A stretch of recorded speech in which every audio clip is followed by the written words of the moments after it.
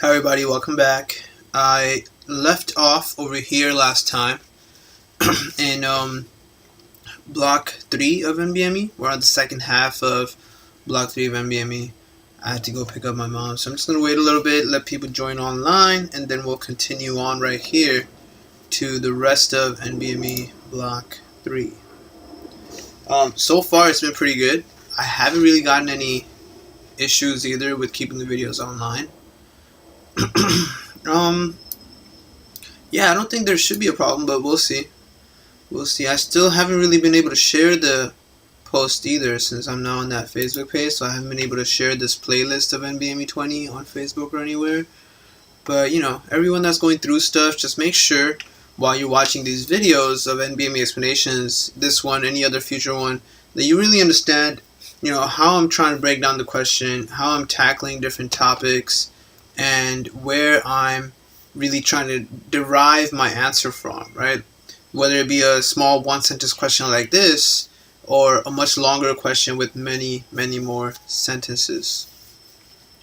So we can start now, and then people will join when they join, and they can always watch, and the videos are still getting uploaded as well.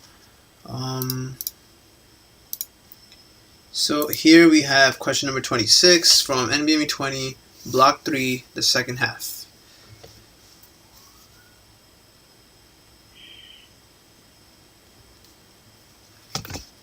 Number 26. Monoclonality of neoplastic cells in endometrial carcinoma can be best determined by analysis of which of the following. So now when you see something like this on a test question, you might not know what monoclonality means. You definitely understand what a neoplastic cell is, right? Cancerous cell, endometrial carcinoma. But if you don't know what monoclonality means, then you need to start considering what could be related to, endometrial carcinoma and neoplastic cells. So you look at all your answer choices. You have HLA subtypes, laminin receptor density, which I've never personally heard of before looking at this question, so that might not even make sense to you. Metalloproteinase activity does make sense. That is something. It doesn't make sense for the question, but you've heard of it before. Mitotic rates are definitely related to endometrial carcinoma and cancer in general. And then X chromosome linked isoenzymes. Alright, so now, although mitotic rates are related to cancer, mitotic rates don't seem to be related to something like monoclonality. Mono and clonality, if you break down the word, you start thinking, alright, so it's like one kind of clone type of thing happening, right? So maybe similar types of cancers or something. When you look at all your answer choices, only E, X chromosome linked iso, which means the same, isoenzymes, E is the only one that really kind of fits what the concept of monoclonality is. HLA subtypes are related to many different diseases, many different disorders, even easier, simpler disorders, and not necessarily just about cancer. HLA subtypes aren't really actually related to cancer that heavily at all. So clonality can be determined by glucose 6-phosphate dehydrogenase enzyme isoforms. G6PD is X-linked. Clonality testing basically involves chromosomes and use of PCR or something similar. Right, so this isn't really a question on G6PD deficiency per se, but it is related to that. It is related to that. And it's just a really silly, out of nowhere type of question, to be honest, but definitely doable. However, compared to most questions so far, I would say that this is the 5th question in NBME 20 that's a little hard, and I can imagine a lot of people getting it wrong, just because they wouldn't know what the heck you're talking about. 27. A randomized clinical trial is conducted to compare wound healing and cosmetic differences between 2 surgical procedures for closing skin wounds following cesarean delivery. A total of 500 women undergoing cesarean delivery during a 6-month period are enrolled in the study.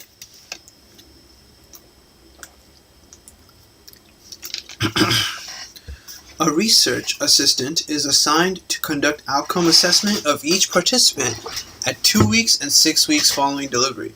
Both procedures require the expertise of surgical specialists who cannot be blinded to the procedure. Results show that Procedure A has a lower rate of wound infection compared with Procedure B. Relative risk of 0.66 with a 95% confidence interval of 0.3 to 1.45. Okay. The two procedures also have similar cosmetic results 6 weeks after delivery. Which of the following statements most accurately represents the comparison between procedure A and procedure B in a clinical care setting? And you have neither procedure is better, procedure A is better, procedure B is better, or the two procedures should not be used in a clinical care setting at all because they're both trash. Right, so you're trying to figure out this big paragraph, and the majority of the information in this parentheses right here, does it tell you anything about procedure A and procedure B and which one is better? Alright, so when you look at the information they gave, I mean, this entire scenario is a huge paragraph, but the relative risk information in the parentheses here is pretty much all you needed. So they tell you that the results told you procedure A is better, right? Procedure A has a lower rate of wound infection compared with procedure B. That's what the results apparently showed you. Now, as a research person, you have to be able to determine whether that result is viable or is it a bad result that you can pretty much discard. So that's when you look at the statistics and you look at the relative risk, and they tell you the relative risk is 0.66 with a 95% confidence interval of 0.3 to 1.45, and that includes the number 1. Right? There are many different relative risk things, and you have to make sure you understand where you accept that data and where you kind of deny that data.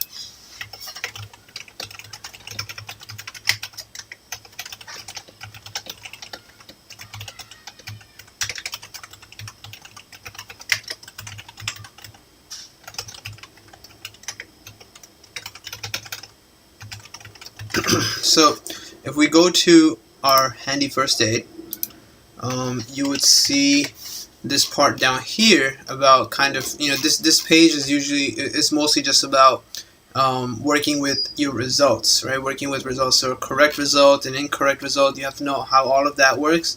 And then the viability of your results is based off of the confidence interval, which I always explain, like, you can pretty much assume how confident are you in your result. So they tell you if the 95% confidence interval for a mean, right, which is the average of difference between two variables, includes 0, then there is no significant difference and you reject your null hypothesis. This part should make more sense than actually trying to memorize it. It should make sense. If you take the average of two numbers and the average is 0, right, that means that one of the numbers is -10, the other is +10, something like that, or both numbers are 0. Right, so if something happens where you're taking a mean of multiple numbers and the average includes 0 as far as this statistics is concerned, then you can basically say that data is irrelevant. It was bad. It's a bad result, and you can just not work with that, right? So the null hypothesis is not rejected.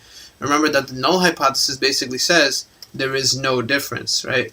That's the hypothesis of no difference. That's the null hypothesis, whereas the alternative hypothesis is the one that says hypothesis of some difference, that there is some difference in relationship, something is going to work out here, right? So, and also remember that you never quote-unquote accept the null hypothesis. You either reject it or don't reject it, right? So always keep that in mind too. Don't ever pick the answer choice that says accept the null hypothesis. There's no such thing. So that's the 95% confidence interval for a mean. The other thing is a 95% confidence interval for either the odds ratio or the relative risk. A ratio or relative stuff, those are actual, fractions. And if you take a fraction, in fractions, you're basically considering dividing, right? And division has a rule of you can't ever have a 0, so there's no possible way that this rule would even mention the number 0. The mean is the one that's related to 0.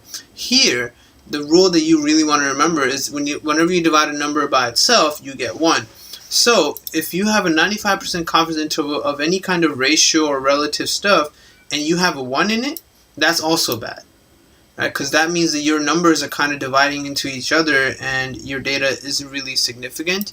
And that's what we have in this question. They tell you that they did a relative risk, right? And if the relative risk includes 1, then that's not good. So if the confidence interval for a mean between two variables, where you're taking an average, has 0, or if the confidence interval for any kind of fraction, odds ratio, relative risk, between many variables includes 1, then the null hypothesis is not, what am I saying? It's not rejected? I thought it, Yeah, it's not rejected, right? Right. The null hypothesis is not rejected. You're going to go ahead and work with the fact that there is no difference. The null hypothesis is not rejected, so you basically are saying there is no difference. There's no difference, so neither procedure is superior. Answer choice A. All right. Don't let this become something that's confusing. And remember that a week before your test, you're supposed to review biostatistics and really pay most of your time to that, because by that time you're already done memorizing whatever you need to.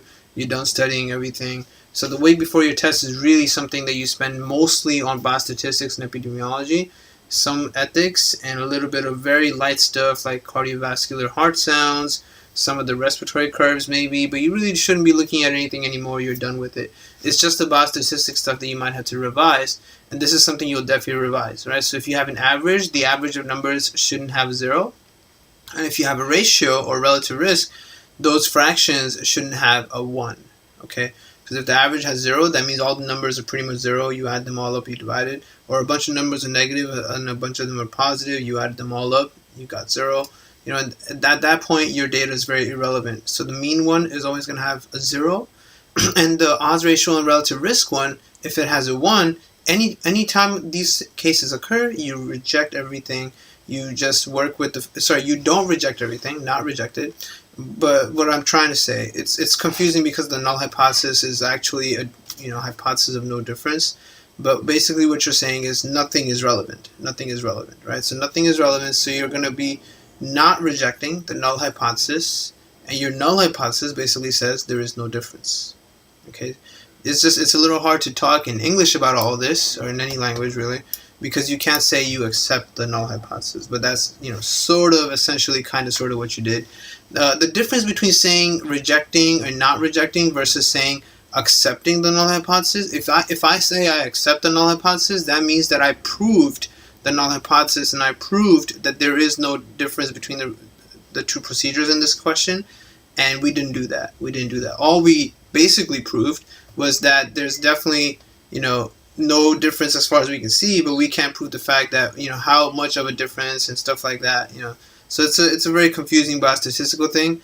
Just understand confidence interval for means if it has a 0, or confidence interval for any fraction if it has a 1. You do not reject the null hypothesis, because your null hypothesis basically says everything is irrelevant and nothing is related. So that's what happened here, and the answer was A. So this kind of question you shouldn't be getting wrong at all on NBME. You shouldn't be getting it wrong anytime you're doing practice questions, because you want to make sure you mastered it. You don't want to get anything like this wrong on your step 1 at all. Right? These are the type of math questions where it's no theory, there's no real understanding or something medical. It's just math. You just plug in numbers, you work with them the correct way, and you understand how the numbers are interpreted.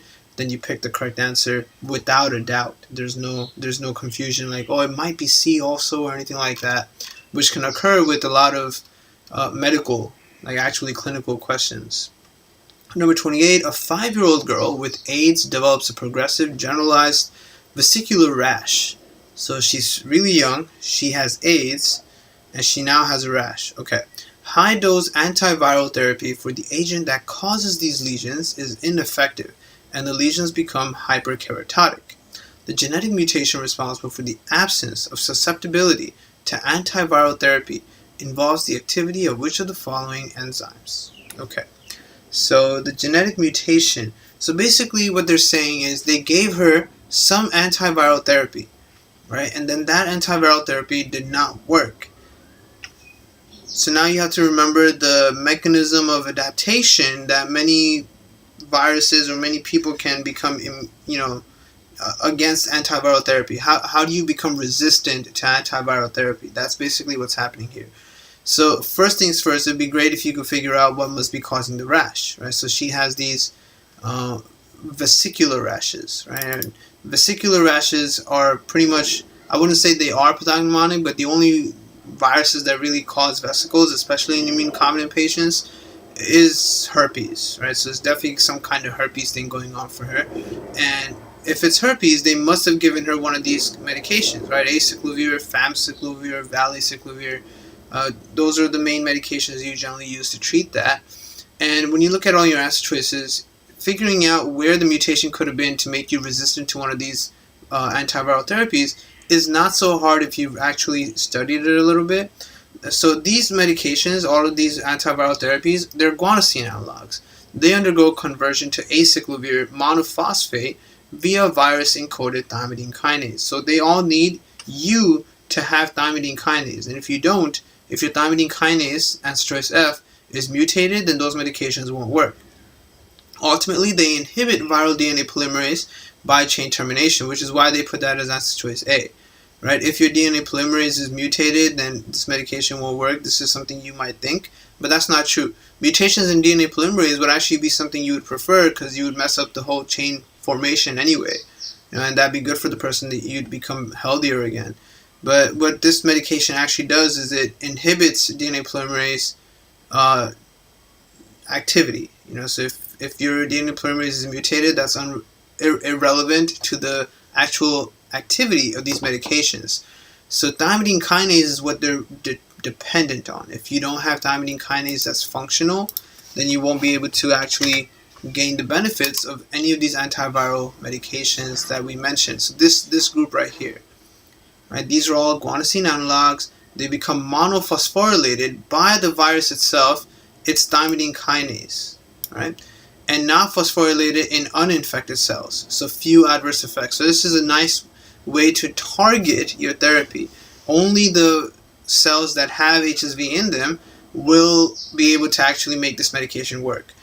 However, if your thymidine kinase is mutated, right, then these medications won't work because you won't be able to monophosphorylate it. No activity against CMV. Keep that in mind too. CMV, you have to use ganciclovir. Right? 5' monophosphate formed by CMV viral kinase. So same thing again. Now here, this is a viral kinase, not a thymidine kinase. But generally speaking, kinases are the things that activate things. That's another way to kind of look at your answer choices, right?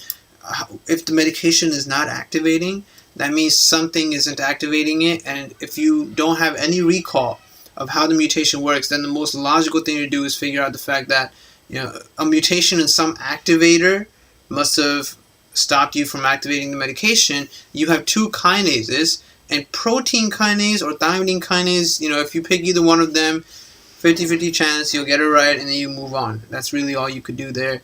A mutation in any of these other things would not really prevent antiviral therapy from working. Next one, 29. A 24-year-old African-American man comes to the physician because of a 3-month history of red bumps on his face and chin. He says that the bumps are itchy and painful. Physical exam shows hyperpigmented papules over the cheek, jawline, and neck. Which of the following is the most likely diagnosis? So you start looking at, these images are not in the question. I put them there to explain. So the question didn't have an image with it. They just described it to you. So you're thinking, physical exam, hyperpigmented papules over the cheeks, jawline, and neck. So as soon as you imagine that, that's pretty much where your beard would be. And then you look at your answer choices. So acne vulgaris. Well, acne vulgaris is known to have comedones, right? Not exactly hyperpigmented papules. So that's not going to work. Also, acne doesn't really occur along the jawline per se. It occurs only on the cheeks, sometimes foreheads like me, and stuff like that. Cutaneous lupus erythematosus. So lupus, they would have to mention some level of photosensitivity, right? They didn't do that at all. There's no photosensitivity being mentioned.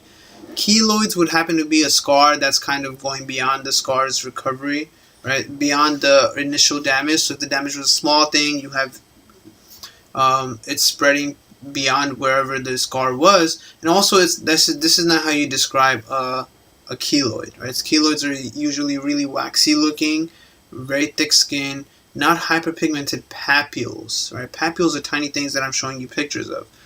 Pseudofolliculitis barbae might be something you don't even have any recall for, so you might not even know what that's talking about.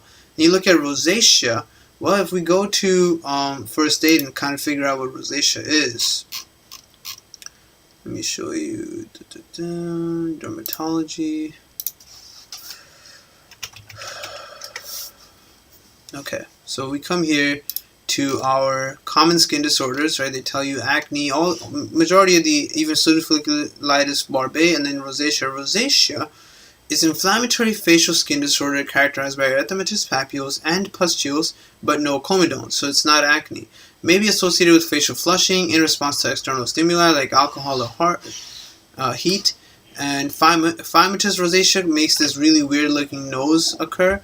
You get a bulbous deformation of the nose. So they tell you image J, right? And this is definitely the only other viable answer choice people could have picked. It's between rosacea and pseudofolliculitis barbae. And when you think of barbae, you want to think of like a barber. So this is foreign body inflammatory facial skin disorder characterized by firm, hyperpigmented papules and pustules that are painful and itchy, pruritic. Like a lot of P's here. Located on cheeks, jawline, and neck, commonly occurs as a result of shaving, right? So they're razor bumps. And that's what I'm showing you that in the pictures here. And the pathogenesis of this is basically every time you shave, if you're prone to getting this, every time you shave, eventually one of the hairs the hairs that you're growing basically are really, really curved in. That's what's happening there. So as you're shaving more and more and more, you can see how this hair is curved in. Eventually, it just doesn't even grow out all the way. It just curves in from inside. Doesn't even grow out first, right? It's supposed to grow out first, then maybe curve. But here, it just started growing in itself, right? And then that's really going to be painful. That is going to cause inflammation. That is going to cause possibly even an infection, and it's going to be itchy. So that's kind of what happens to these people, right? And I think what they're supposed to stop doing, first of all, is shaving and maybe just use hair removal or something. And most likely, the best thing for them to do is probably just get laser hair removal so they don't have to shave anymore, right? For their entire beard, because shaving is really going to make things a lot worse. So when it comes to dermatology, remember when we did dermatology, that describing things verbally is the most significant thing to be successful in dermatology. You have to be able to describe what you see as if you're talking to someone over the phone and telling them, hey, we have a patient here, they have X, Y, and Z. Right? So you have to be able to say it, hyperpigmented papules and pustules, and yes, they're painful and pruritic according to the patient, and location and everything. That's how you really kind of determine what's happening to a patient in dermatology.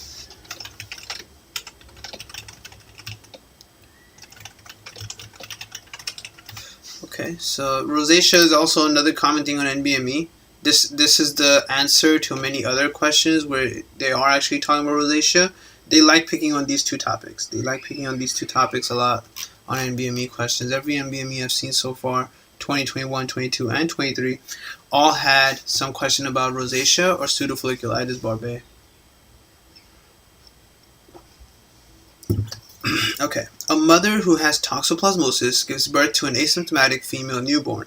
And then you have to remember toxoplasmosis is one of the torches infections, so it can be vertically transmitted.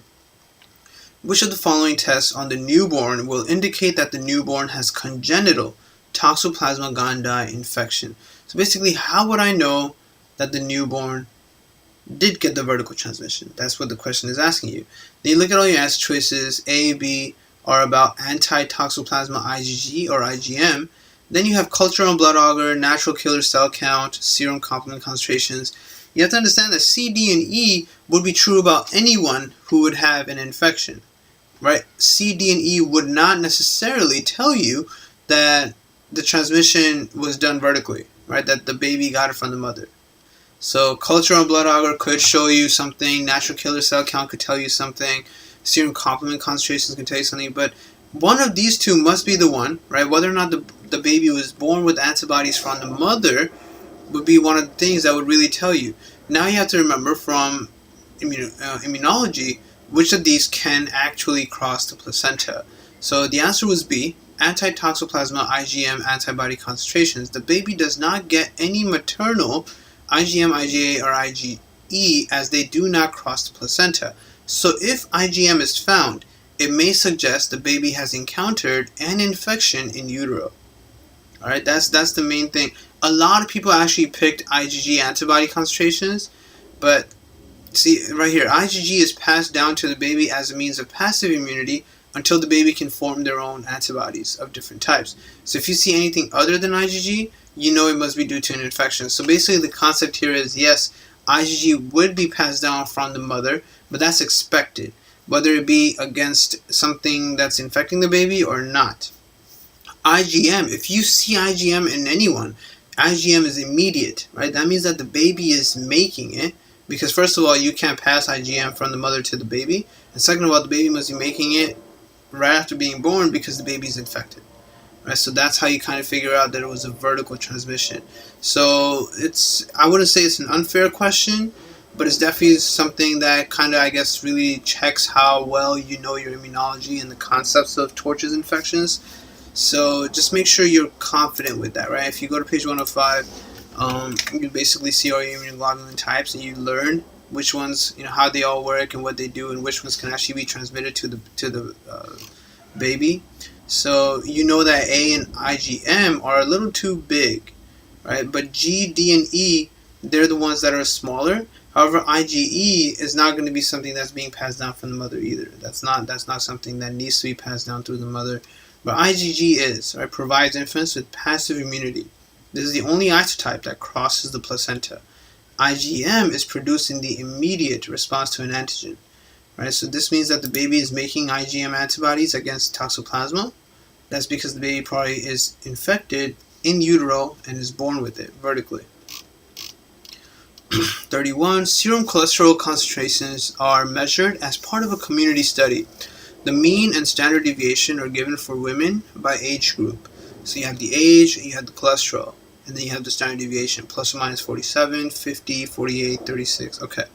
Assuming serum cholesterol concentrations follow a Gaussian distribution, which of the following is the probability that a woman between ages 50 and 54 has a serum cholesterol concentration greater than 296? So we're really focusing on right here. We're assuming Gaussian distribution because you can't work with any other distribution statistically. And they're saying that's going to have a serum cholesterol greater than 296. Okay.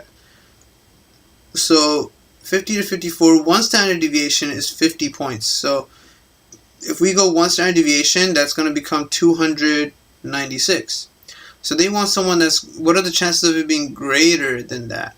Well, one standard deviation actually covers, if you draw the Gaussian thing, if you, let me see.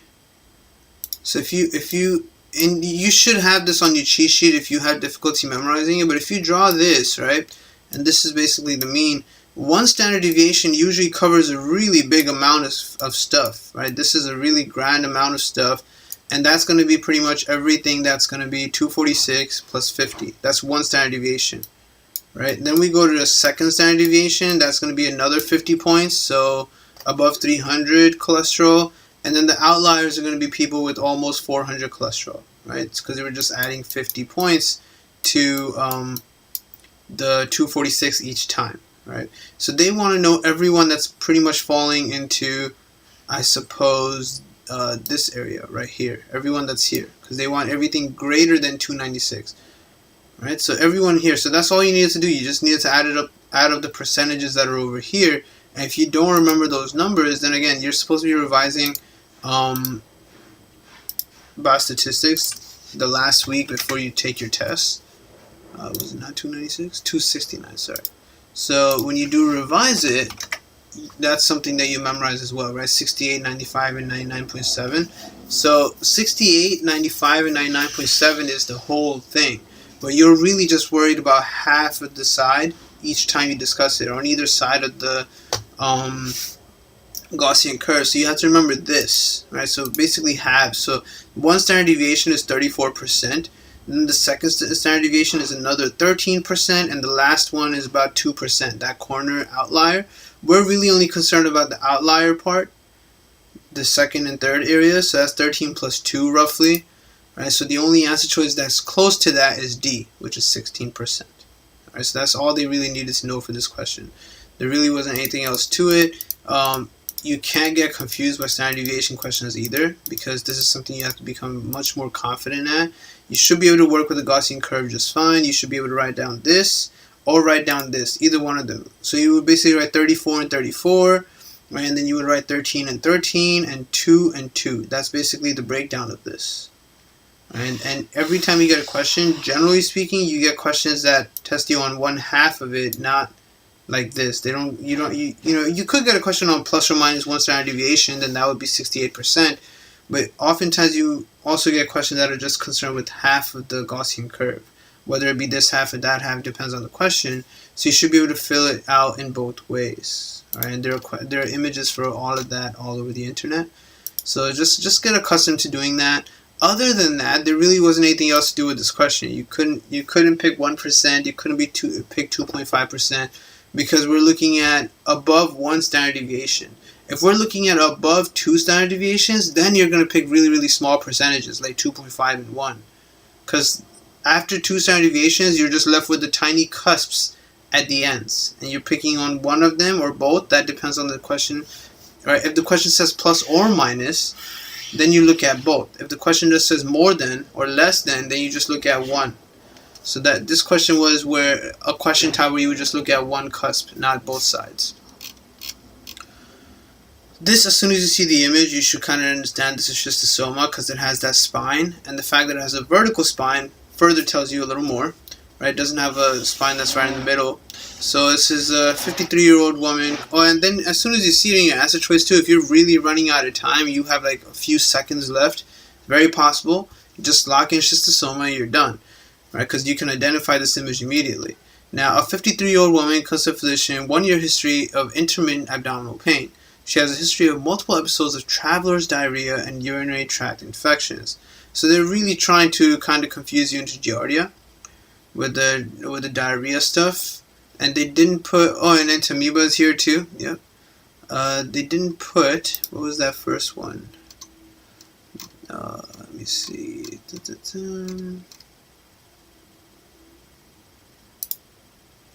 Giardia, right? That's the one they didn't really put into your answer choices. Giardia's, oh yeah, they did. Giardia's right here too. Yep.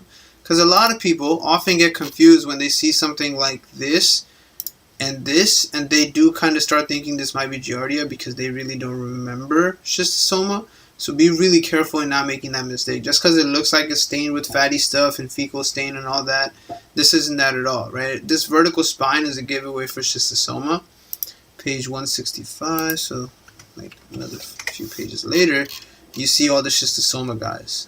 And these are your trematode flukes. So they'll tell you symptoms of the fluke eventually. She's an avid traveler to the Middle East, South America, and Asia. Physical exam is fine. Leukocyte count is 10,300. 55% neutrophils, 35% lymphocytes, 10% eosinophils. A photograph of the stool sample is shown, which of the following infectious agents is the most likely cause of the findings in this patient. So they really actually didn't tell you shit about schistosoma symptoms at all. You're supposed to figure out a schistosoma simply because of the image.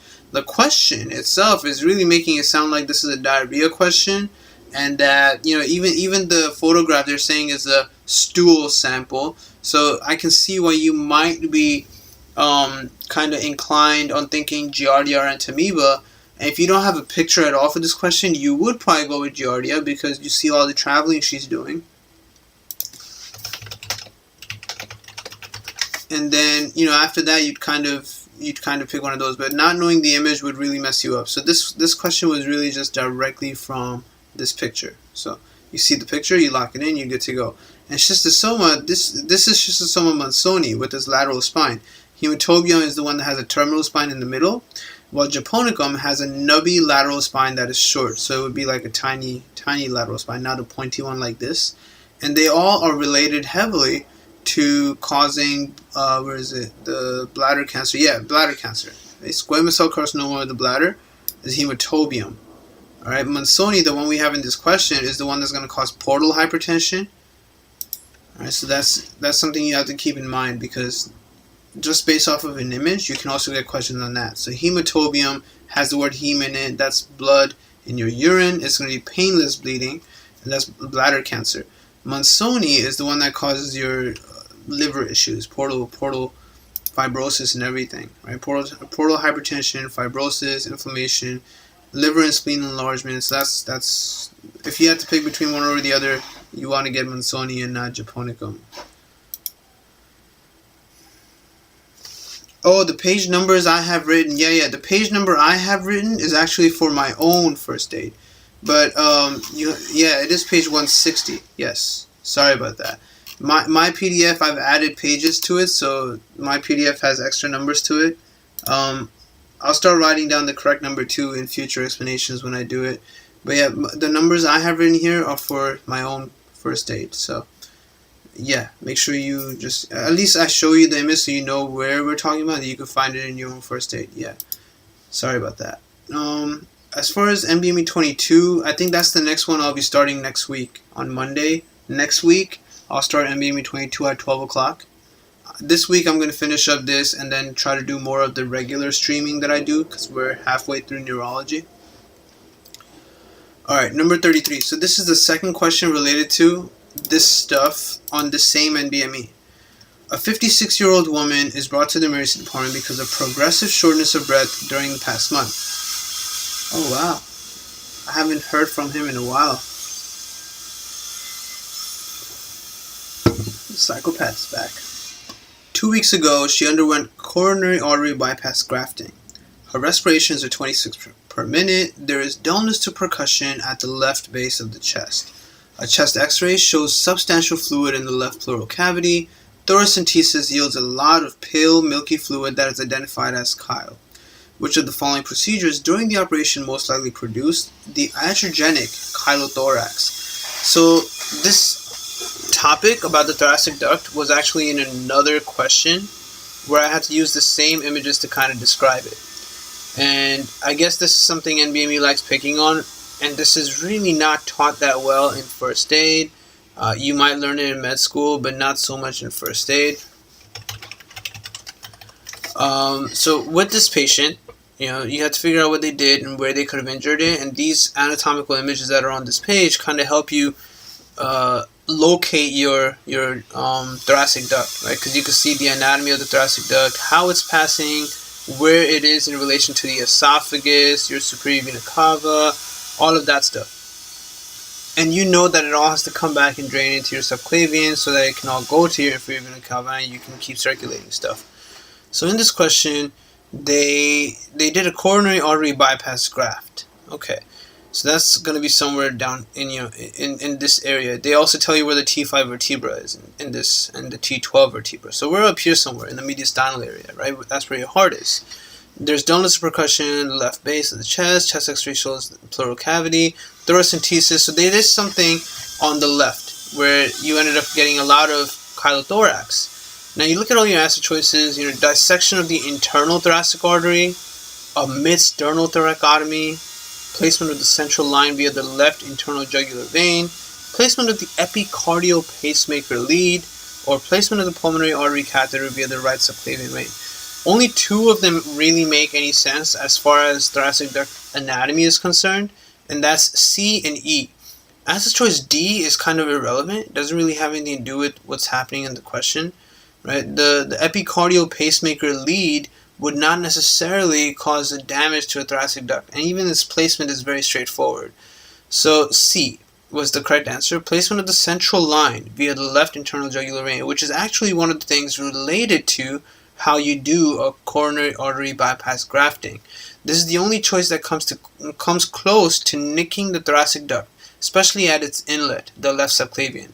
This is why it's better to use the right subclavian vein, and this is something you might not know at all, right? So most times the patient comes in to get a coronary artery bypass grafting done. You do use the right subclavian to go ahead and reach the heart, and most images in cardiovascular also show you that everything is coming in from the right side, not the left, right? So as soon as you see something where the left internal jugular vein is being used, right, as opposed to E is okay because that's the right subclavian vein. So this is the correct way of doing it. E is not going to be a problem, but C will be a problem. If you use the left one, well, you see how your thoracic duct is all on the left side, working with the left subclavian, left everything, you can mess it up, and then you get chylothorax. And that's what happened to this 56-year-old patient. So just spend a little bit of time, I guess kind of grasping how this looks and what the anatomy of it is. But generally speaking, it's not that ridiculous, and it's definitely something that you can work with. It's just slightly annoying because it isn't really taught that well. It's not really taught that well. It's not something that's discussed a lot, so you have to be ready for it to pop up, because these images, as much as they help, it's still something that you have to kind of learn on your own. So make sure you do it.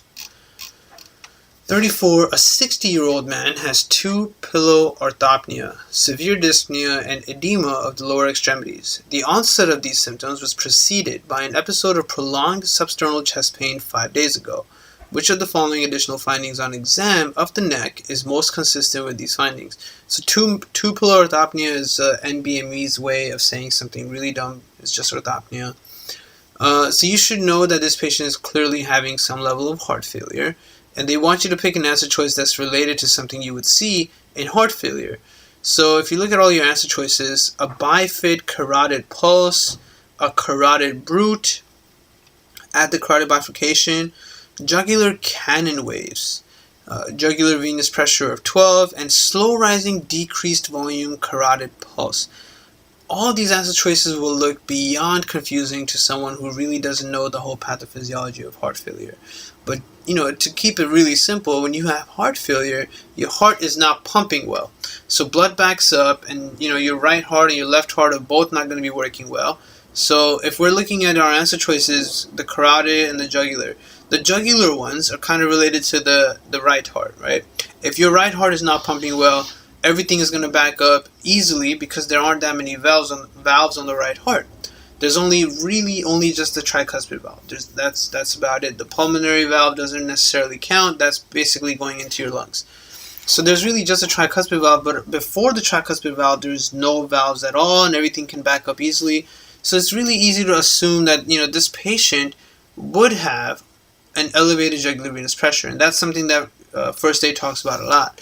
The other answer choices you have to associate with something, and you might have never heard of it, you might not really know what it's about, but a bifid carotid pulse, right? That is actually something related to, first of all, it's the carotid, so that's the left heart, and if you're going to have a bifid pulse, that's because of aortic stenosis or regurgitation. That's something that you might have seen in another question. It's not really a word that's used very commonly, but the only reason you could knock it out in this question is because you wouldn't really necessarily have a strong pulse in heart failure. So the answer choice A goes away. B also goes away for a similar reason. A carotid brute is actually heard with atherosclerosis of the common carotid artery, which can occur.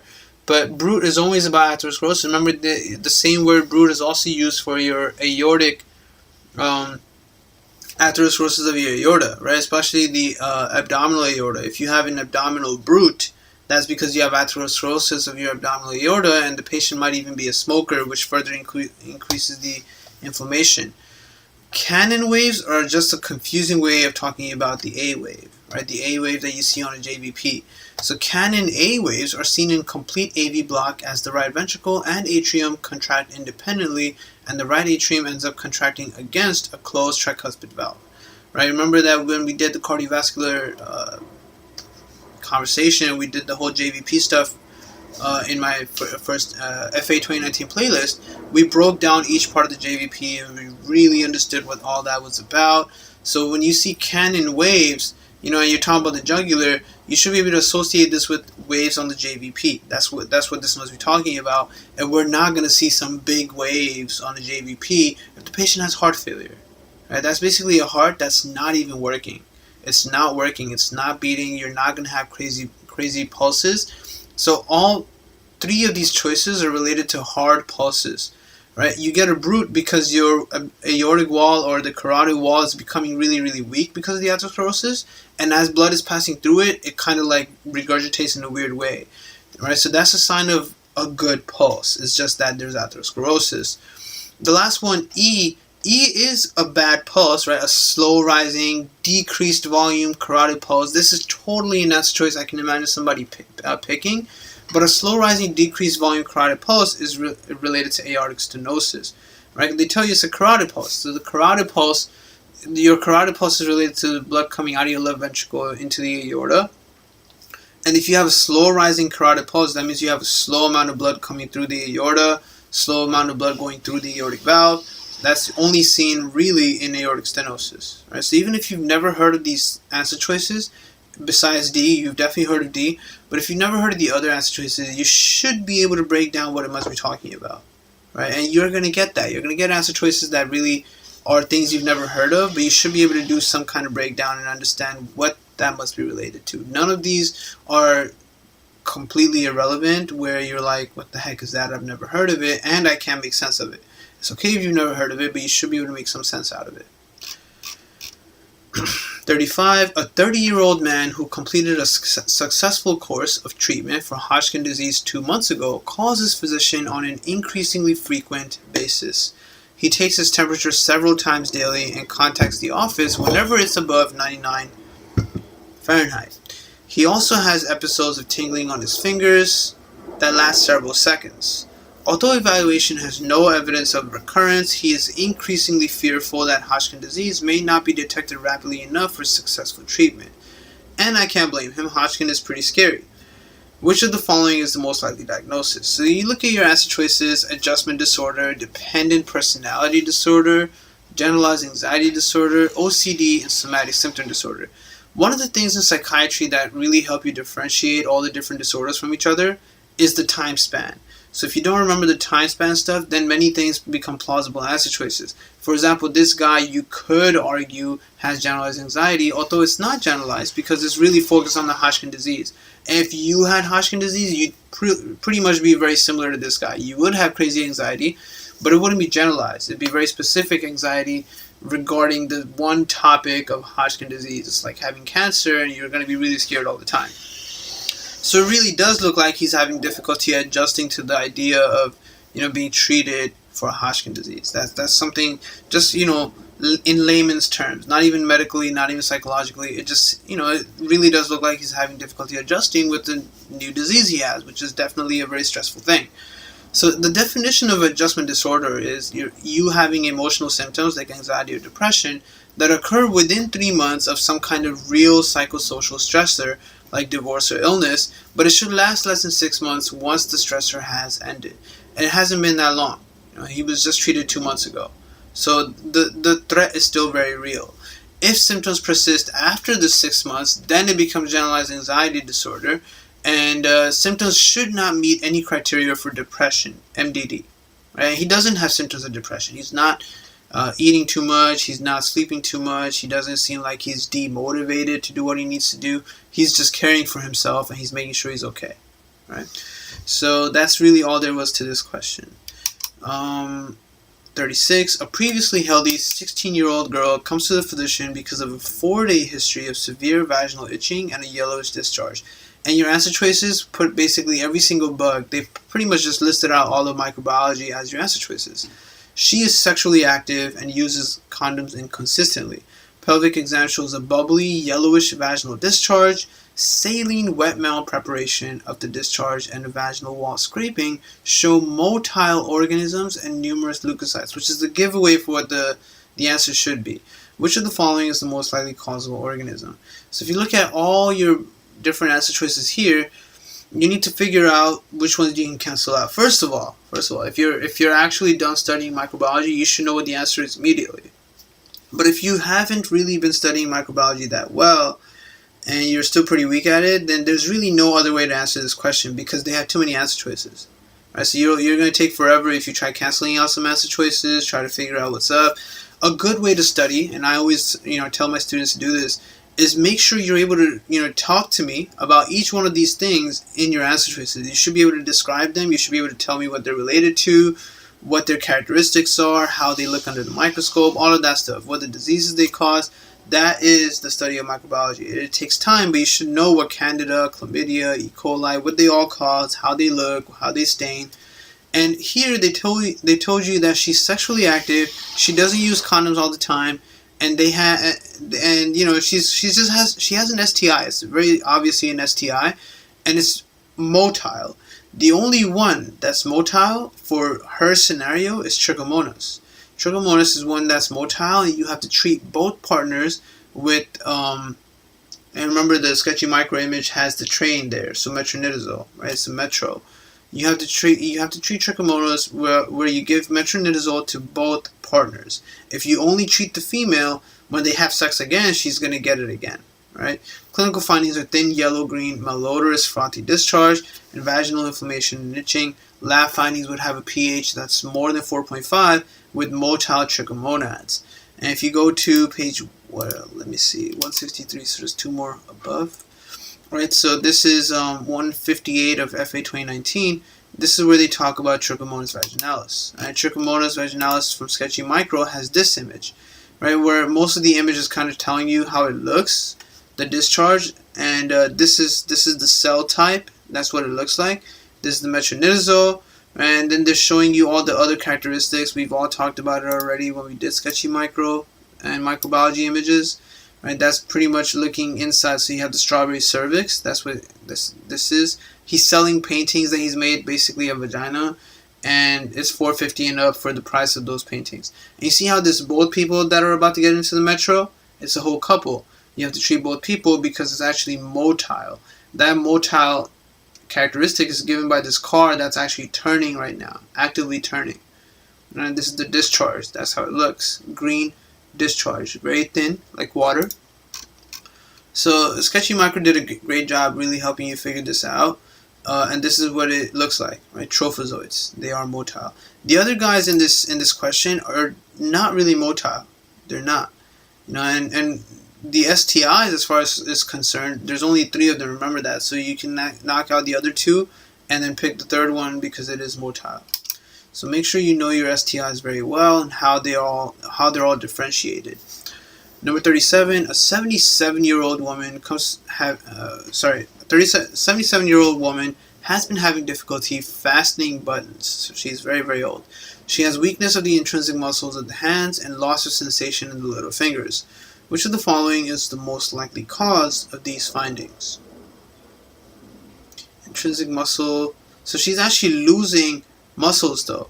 Weakness of the intrinsic muscles of the hand and loss of sensation in the little fingers, which is the ulnar side, right?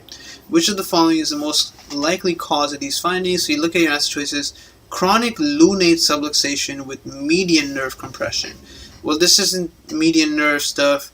Median nerve would be more towards the thumb, and you would lose the thenar eminence.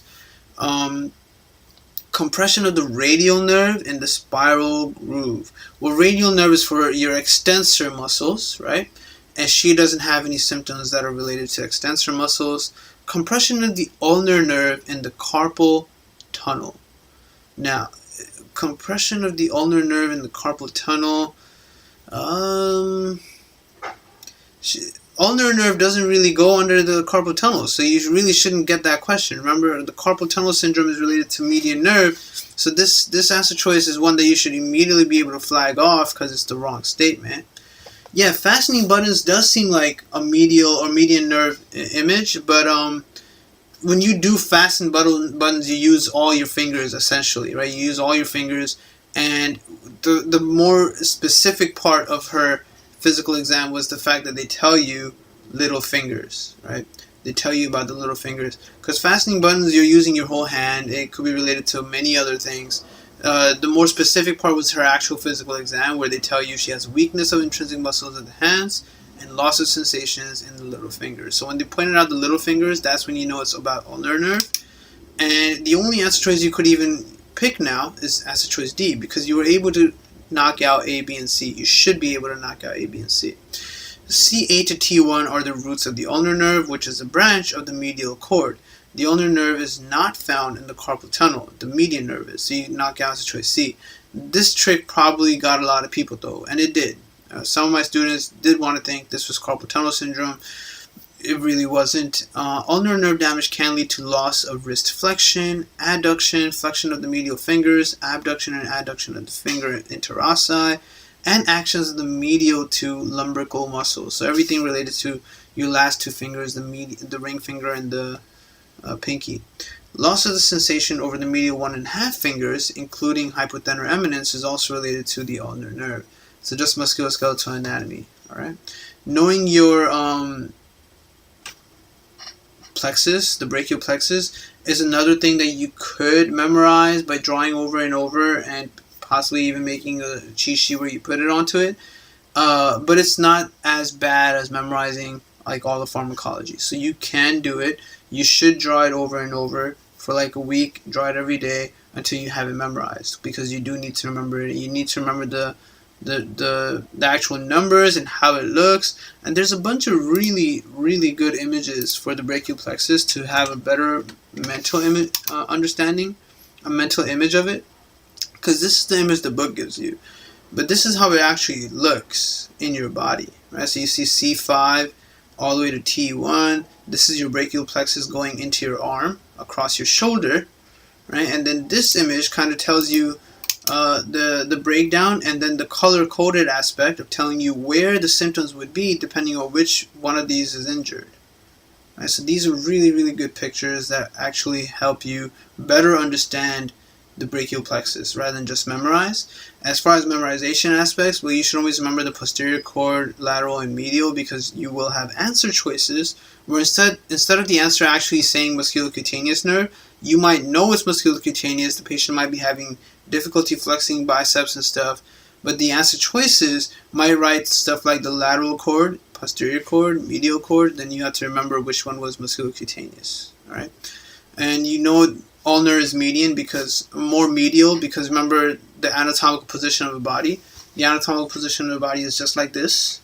So your ulnar nerve, which is your pinky, is more medial, whereas your musculocutaneous nerve, the one that's the furthest out, is lateral. Right, it's the furthest out. That's further away from the center of your body. This is closer to the center of your body. The posterior cord is actually just posterior because it goes that way. Right, so that's the middle stuff. The middle trunk gives you mostly your posterior cord. The middle trunk also has a thing connected to the lateral. There's many ways to draw this. Generally speaking, though, and YouTube has a lot of videos of showing you ways to memorize how to draw it. But generally speaking, just make sure you know all these guys over here, and then just understanding that it is from C5 to T1, and each one of these is, color coded here to tell you what nerve is related to and where in the body you'll have symptoms. So here, C7 to T1 foraminal stenosis totally made sense. She is 77. It's a female. She could have rheumatoid arthritis or something. And the other answer choices just don't add up for her symptoms. 38. A 50-year-old man comes to the physician because of a persistent cough for the past 2 months. He's had an 11-pound weight loss during this period. Okay, so he's a farmer, and he started itraconazole therapy 4 weeks ago for histoplasmosis acquired after contact with chicken coops. Current medications also include hydrochlorothiazide, enalapril, atenolol, omeprazole, and metoclopramide for hypertension and GERD. He appears really thin. Physical exam shows no other abnormalities. An interaction between itraconazole and which of the following drugs most likely accounts for the lack of effect of itraconazole. So this question really kind of looks like they're talking about something P450 related. And then if you look at all your answer choices, there's two things that you can work with. You could either think of the fact that this is something P450 related, or you could think of something that this might be acid related. Of all your answer choices, atenolol, enalapril, hydrochlorothiazide, metoclopramide, and omeprazole, it's really only possible to pick omeprazole as an answer choice here because the other guys don't really have any major interactions with anything. Omeprazole is a really big problematic medication that people have to take chronically. The reason it's a problematic medication is because omeprazole is something you take for something like GERD, right? So taking omeprazole stops you from actually letting your final thing release H+. But the other guys before it are all working fine, right? You just cut off the final messenger. So while you're not making any acid, your body will be releasing more gastrin, though. You're definitely going to be releasing more gastrin. You're going to be trying to upregulate that hydrogen pump, but you won't be able to. As soon as the patient stops taking omeprazole, though, that's going to be a lot of acid. So this becomes a medication that is kind of hard to wean off. Second, because it messes up the acidic environment of the stomach, it makes it less acidic and becomes more alkaline. A lot of medications stop working. Atenolol, enalapril, hydrochlorothiazide, metoclopramide, they don't do anything like that. And, ketoconazole is related to P450 stuff, but not necessarily itraconazole. Itraconazole requires the acidic environment of the stomach to be absorbed. Omeprazole inhibits the hydrogen pump of the stomach, thereby decreasing the acidity of the stomach. So when the patient takes omeprazole and itraconazole together, itraconazole will not be absorbed into the body, and it'll have no effect. So basically, he's still sick from the histoplasmosis. That's what's happening here. It's recommended to take medications at least 2 hours prior to taking an antacid. Right? Generally speaking, any medication. This link from NCBI, let me just put it into the video right now. This article actually talks a little more about omeprazole. It tells you omeprazole has actual adverse influences on the pharmacokinetics of medications such as diazepam, carbamazepine, clozapine, many other guys. You have some navirs, which are proteases, right? Methotrexate, tacrolimus, many medications. Right? Even oral iron supplementation. So be very wary when you see a patient who's taking omeprazole. Right? If you're going to start them on something new, you might tell them to stop taking omeprazole while they're taking this new medication. It's usually not a long-term medication, right? None of these are long-term medications. So anytime they need to take any of these other medications, you would tell them to just cut off the omeprazole for a little bit. Page 432, 257. So if we look at 257, just look at P450 stuff, right? Here, the inhibitors, because there might be something inhibiting the activity, right? The inhibitors itself is just ketoconazole, right? But none of the others, and then you have omeprazole, right? Omeprazole here too. The inhibitors are ketoconazole and omeprazole themselves, and this is not the issue that this patient is having. It's not that he's having inhibition of P450, because if he had inhibition of P450, he would have more activity of the itraconazole. It would work better, right? And the patient would not be sick anymore. So he's not inhibiting P450, and he's not taking anything that actually induces P450, thereby making him run out of the medication. So none of that was the thing. And even if you look at your answer choices, right, the others are all unrelated to P450. So you know that this question is not a discussion about P450 stuff. Right? If you ever get a question about P450 stuff, you usually get one guy that does the job and all the others from the other list. Right? So one guy from here and then a bunch of these guys. Or one guy from here and a bunch of these guys, depending on what they want you to pick. Your question is really about an azole medication as well as omeprazole both being discussed. So it's not about the P450 stuff, and then you understand the only other issue that can occur is acidity and absorption of the drug, and that's where you pick omeprazole. Definitely a difficult question though, especially under the stress of taking so many other questions. A strain of E. coli produces a temperature-sensitive tryptophan synthase, and therefore requires exogenously supplied tryptophan for growth at 42 degrees Celsius, but not at 30.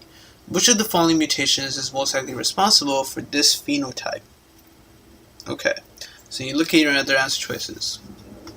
First of all, as soon as you're done reading this question, you probably wouldn't even know what to pick. Like, you're going to read the question again, you're going to waste a little more time in that manner, and then you're going to start thinking of, alright, you know, maybe this is related to the mutations here, and one of these is a very cool kind of mutation that can do something like this. So you look at your answer choices. Could it be a deletion? Could it be a frame shift, insertion, missense, or nonsense? And, you know, it's really hard to figure out what it is if you're already kind of mentally exhausted and tired by this point in your test, because this is question number 39 of the third block. For you, it might have been number 1 of the first block for someone else, which, you know, makes it easier for them in a sense. So here the answer was D. It is a missense mutation. Missense mutations involve a nucleotide substitution resulting in changed amino acids. And that's what occurred here. That's what occurred in this patient. Sorry, not this patient, this E. coli strain. Sometimes the effects of missense mutations may be only apparent under certain environmental conditions, such as a missense mutation. Such missense mutations are called conditional mutations. So that's what they're talking about with, you know, the issue of 42 versus 30 degrees Celsius. Many missense mutations result in proteins that are still functional, at least to some degree. Also, all other answer choices would probably leave you with either a greatly altered or non-functional protein that would not work at any temperature. And that's how you were supposed to figure it out. Right? But, again, not exactly something you can figure out easily. The mind map of coming to this answer choice is not that straightforward. It's something that would require thinking really, really deeply. So looking at it again, it is an E. coli strain that makes a temperature-sensitive tryptophan synthase and requires exogenously simplified tryptophan for growth at 42 degrees Celsius. So basically, for some reason, at 42 degrees Celsius, this E. coli is unable to make the tryptophan synthase. That's why you have to give it tryptophan to keep it alive. But at 30 degrees Celsius, the E. coli is able to make the tryptophan just fine. Everything's okay. Temperature can affect the folding of proteins, right? Folding of enzymes. So at the 30 degrees Celsius, that tryptophan synthase might be, folded at the right way for it to actually be able to make tryptophan. But at 42, it might be too hot, and the tryptophan synthase no longer works. And that kind of mutation, it can't be a deletion, it can't be a frame shift. Those two would completely destroy the enzyme entirely, and it wouldn't work at any temperature. An insertion and nonsense. Nonsense is a stop codon, and that would also just completely destroy the enzyme because it would be much smaller, right? The stop codon would be much earlier than need be, so it would be a much smaller mRNA and much smaller everything else. You'd be missing a lot of amino acids. And then you're just left with insertion versus missense, and you just go ahead and pick missense, right? Because insertion, depending on the size of the insertion, it might do something, it might not do something. It's not really a actual, major mutation. Page 39 over here tells you mutations in DNA, right? Silent, missense, nonsense, frame shift, and splice site. And this image over here does a pretty decent job telling you, what happens, right? Your normal sentence might be like this: DNA has all you can ask for. A silent mutation simply does this. And if you look at your answer choices, they didn't have that as an answer choice, right? That would be another viable answer choice. So a silent mutation just changes up a letter where the sentence still sounds the same. So nothing major occurred. That's why it's silent. Then you have your missense mutation, where it still looks pretty good, just a little typo over here, but you can kind of still figure out what the sentence is saying. So if someone came up and said, DNA has all Lou can ask for, you would understand that this patient or this typist probably made a tiny typing error, right? And this is supposed to be you. That's all. The other guys, nonsense and frame shift, don't make any sense at all. DNA has all you. Can you fill out the rest? You can't. And this last sentence here doesn't make any sense at all. Right? So nonsense and frame shift completely destroy the enzyme, completely destroy the product. It's not going to look anything like the way it's supposed to. A silent and a missense can look very similar to what it actually is supposed to. And a missense is also really high yield for sickle cell, right? Examples include sickle cell disease, where you have a substitution of glutamic acids valine. This is called a conservative missense mutation if it's still got the same amino acid, right? Because remember, many codons still code for the same amino acid, so it might not have actually changed anything, right? And normal and silent are pretty much the same thing. So when you look at all your answer choices, if you see a missense mutation, that's one category. Frame shift and nonsense are a different category. Completely distorted or barely distorted, and that's how you pick. Here, it was barely distorted. Number 40, a 16-year-old student has uncontrollable sleepiness, falling asleep several times a day while sitting in class. The slightest noise or touch is enough to awaken him. Which of the following most likely characterizes the onset of his sleep at night? When you look at your answer choices, and depending on how much you've studied that sleep page in neurology, you might know exactly what's happening, or you might just give up, pick something randomly, and move on. If you're going to pick something randomly, though, then even that randomness has to be related to something that you know, right? Because you should have an idea of what REM sleep is, and you should know the other non-REM stuff, stages, right? And then you should remember that sentence, bats drink blood at night. The bats stuff is all supposed to remind you of the different stages and what kind of wave you see. So this guy, he's been sleeping really, really light sleep over and over, right? He keeps falling asleep everywhere. If he keeps falling asleep several times a day in class and stuff like that, sounds a lot like narcolepsy. Now, if you look at your answer choices, they wanted to know which of the following characterizes the onset of his sleep.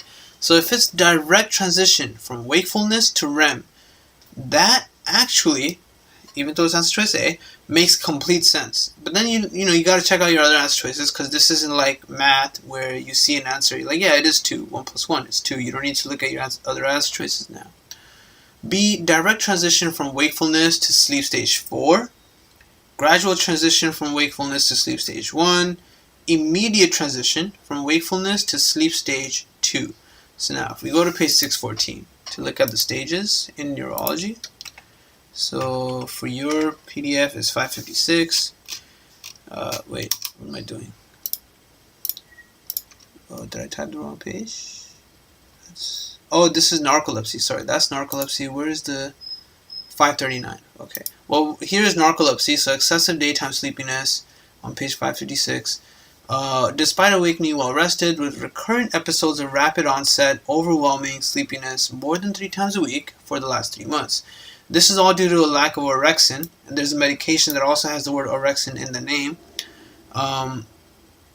Production in the lateral hypothalamus and dysregulated sleep-wake cycles associated with hypnagogic and hypnopompic hallucinations, nocturnal and narcoleptic sleep episodes that start with REM sleep, so that's the answer, right? Sleep paralysis, and cataplexy, loss of all muscle tone after any kind of strong emotional stimulus such as laughter.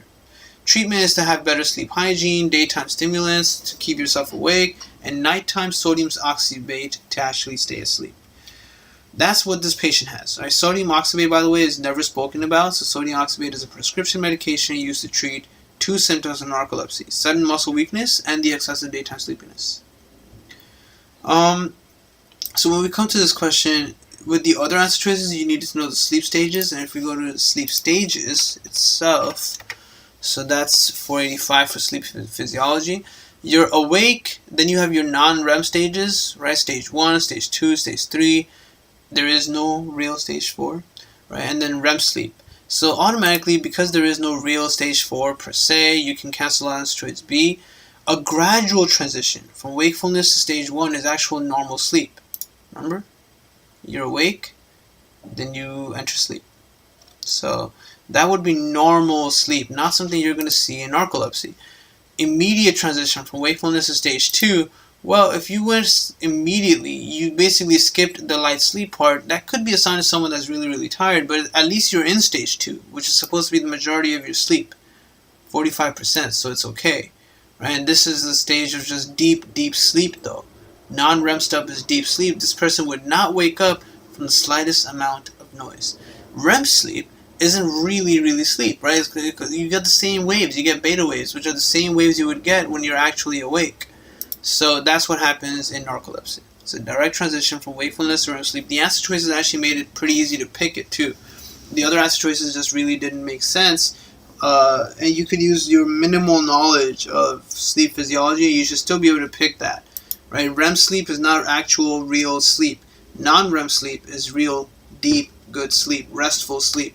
So if you're having a lot of REM sleep, you're not going to be rested, which actually fits for narcolepsy. They're never really rested up. And that's basically all you had to work with.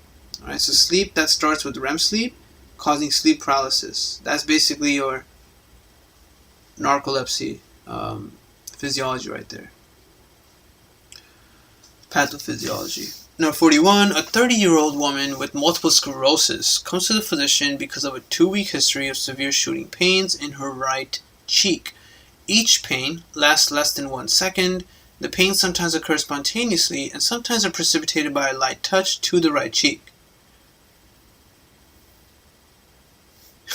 Yeah, isn't it great when you hear an explanation and all of a sudden it sounds so much more logical, but then when you're trying to do it by yourself, it seems, I've been there too. I'll be doing something and then I would look at the URL explanation and I was like, shit, that looked really obvious.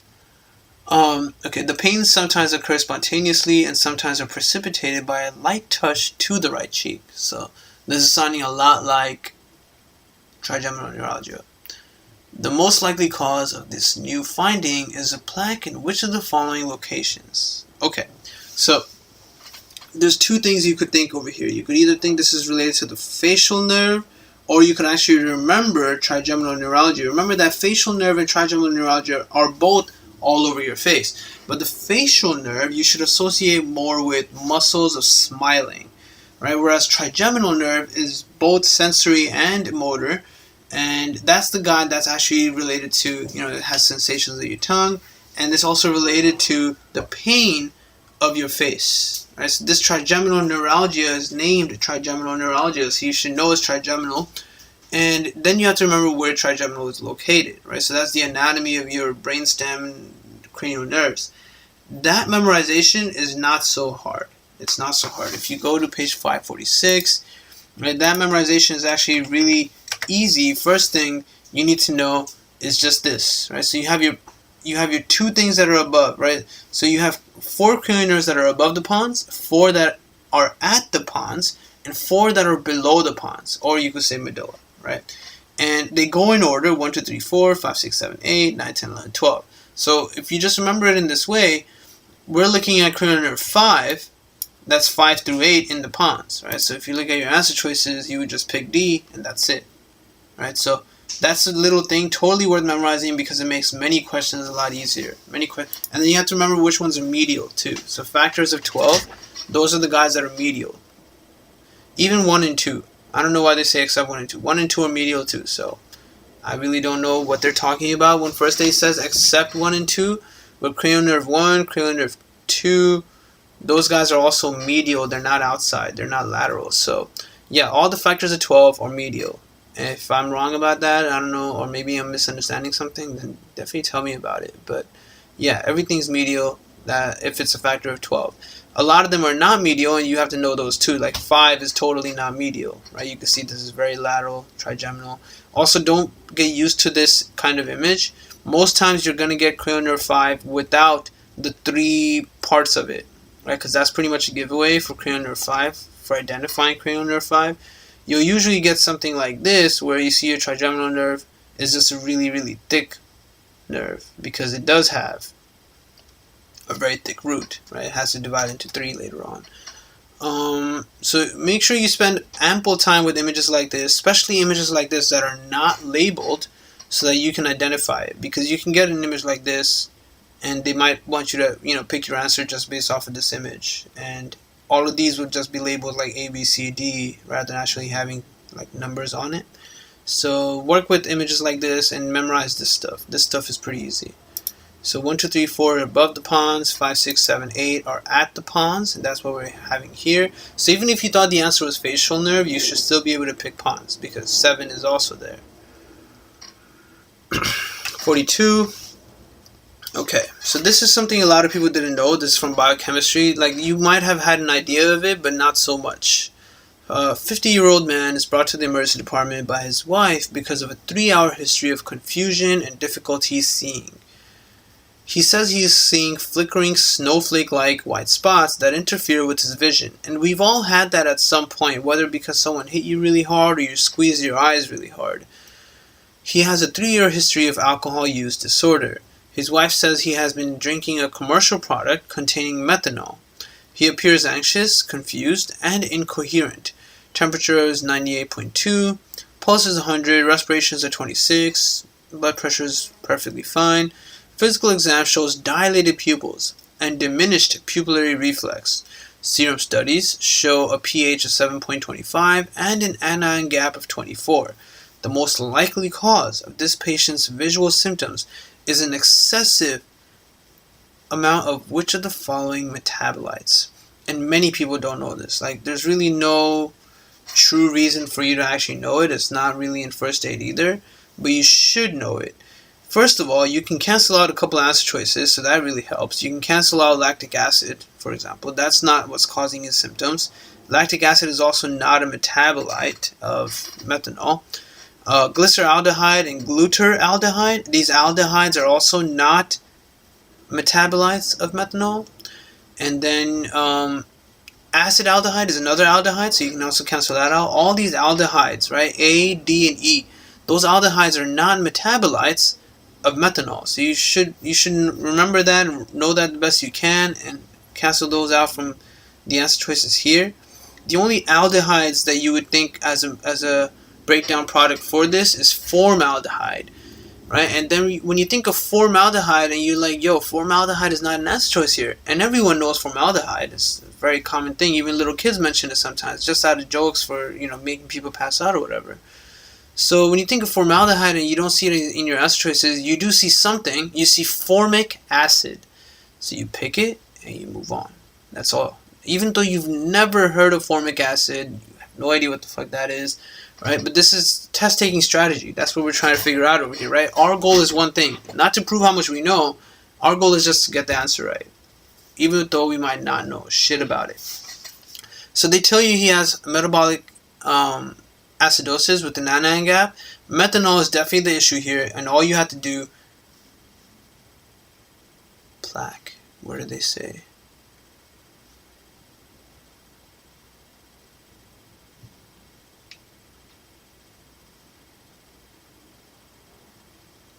Where did they say the plaque?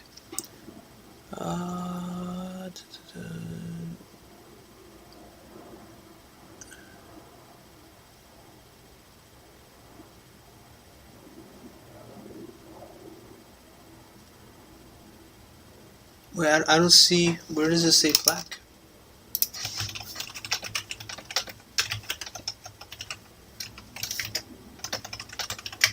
So when you hear that and you know they confirmed it to you that it is methanol, you start thinking of the mud piles and stuff, right? And you go through your answer choices and you're going to be so confused because you probably have no idea about where half of them come from. So this image here does a really good job kind of like breaking down the biochemistry of how these things come to be. So methanol, ethanol, ethylene glycol. These are all things alcoholic people know about very well because their other alcoholic buddies tell them about it. The main issue with alcohol is it's expensive. If you buy it too much, if you buy it too regularly, that shit adds up.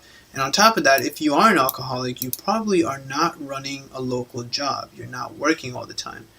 Right? So if you're not working all the time, you're also not making enough money.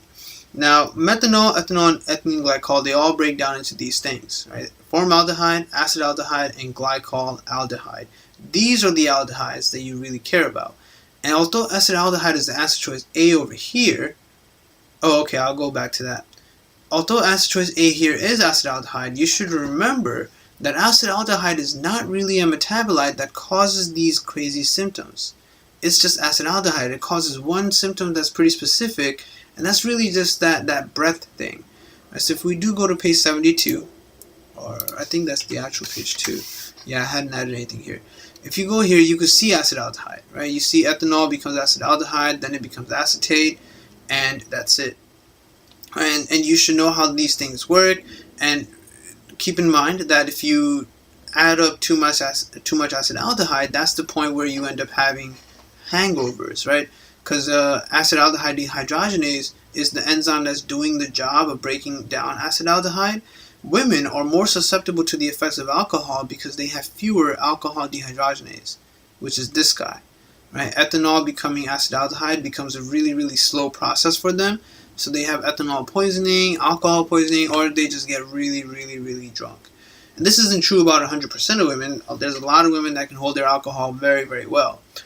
Acetaldehyde dehydrogenase, when you have someone that has disulfiram-like reaction, that's basically their acetaldehyde dehydrogenase is not working, so then they have too much acetaldehyde and they have these hangover symptoms, crazy headache, pounding headache, right? Disulfiram blocks acetaldehyde dehydrogenase, causing more hangover symptoms, which then discourages drinking. That's when everyone that gets drunk goes like, yo, I'm never drinking again. Give them another month and they're drinking again. So it's a pretty common thing, and many medications cause disulfiram-like reactions. So if you hear that, you should know what that's about. But these are not metabolites that cause the injury. Right? Nowhere here does it say that either. But when people start abusing other things because they can't buy alcohol anymore, so that includes ethylene glycol and methanol, when they start abusing other things because it'll make them feel good and they can't buy alcohol anymore, that's when the issues start. So all in all, these guys, methanol breaks down into formaldehyde, right? Whereas ethylene glycol makes glycol aldehyde. Ethanol gives you acetaldehyde. This patient is drinking methanol. Methanol will not give you acetaldehyde. So that's another reason you're not going to pick that answer choice. Methanol actually breaks down to formaldehyde. And we've all heard of formaldehyde. We know how it smells. We know how it's used on napkins and stuff like that to make people breathe it and make them knock out. Formaldehyde is then broken down to formic acid, which causes issues. Okay, this was the answer of the metabolite that's causing issues for this patient. And if you could just think of formaldehyde and realize that they have all these aldehyde answer choices but not formaldehyde, you would pick it and you would move on. But there was some memorization required. You did need to know this flow chart, although not entirely. You still needed to know it a little bit, and just be able to knock out answer choices. It really helps. All right, so formate is toxic because it inhibits mitochondrial cytochrome C oxidase, causing hypoxia at the cellular level. and metabolic acidosis, among a variety of other metabolic disturbances. All right. 43. This was a pretty easy question. A 55-year-old woman comes to the physician for a follow-up exam. She has a family history of skin cancer and rigorously avoids exposure to the sun. Her dietary intake of vitamin D meets current recommendations. Physical exam shows no abnormalities. Serum studies show a decreased 25-hydroxycholecalciferol concentration. Decreased production of which of the following precursors in skin is most likely to occur? So if you could just remember this table from UWorld, then you would know the answer. So if she's never in the sun, she avoids exposure to sunlight because her family has a history of skin cancer, and that totally makes sense to avoid sunlight. But if she's never in the sun, then she's never going to get that natural vitamin D, right? And then you have to remember which one was the natural one. So your 7-dehydrocholesterol, when UV interacts with it, that actually gives you vitamin D3 and D2. One of them is natural, the other one comes from dietary intake only. So notice that the stem says precursors in skin, right? So you have to work with one of the precursors that actually comes from the skin, which is the 7-dehydrocholesterol. D3, which is your cholecalciferol, comes from exposure of skin to the sun, as well as ingestion of fish, milk, and plants. D2 comes only from ingestion. You don't make D2. So D3 was the one that you had to remember. And then if you look at all your answer choices, B, cholecalciferol, that's your D3. Ergocalciferol, this one over here, that's D2. That's more so related to ingestion of fish, milk, and plants. Right? And that was not relevant for this question. Both are converted to 25-hydroxy-D3 in the storage form. So that's where your liver is involved, 25-hydroxylase.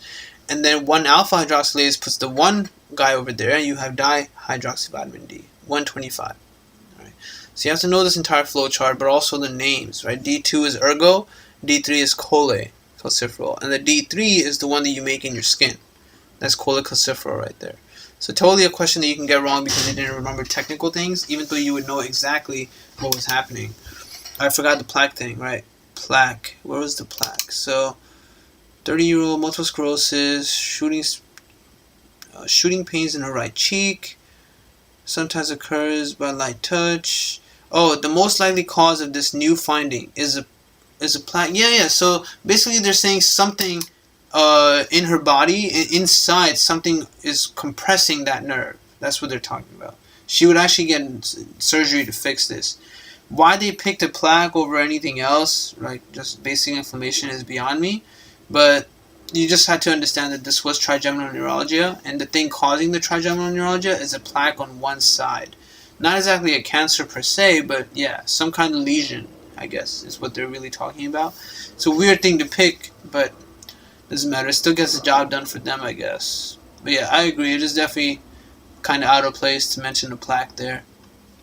44. A 45-year-old man has fever, chills, dysuria, and a tender, enlarged prostate.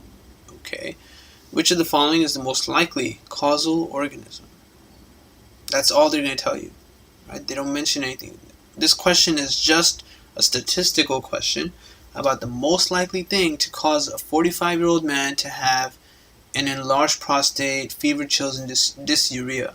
So now, by age 45, it is possible to have an enlarged prostate irrelevant to any organism. But most people get BPH after 50, generally speaking.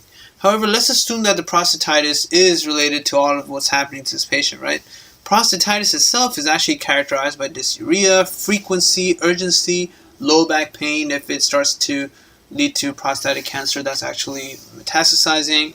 And you're going to see a warm, tender, or painful enlarged prostate. Acute bacterial prostatitis in people over 35 is commonly E. coli. In people under 35, it can be chlamydia or Neisseria. And this is something you just have to know.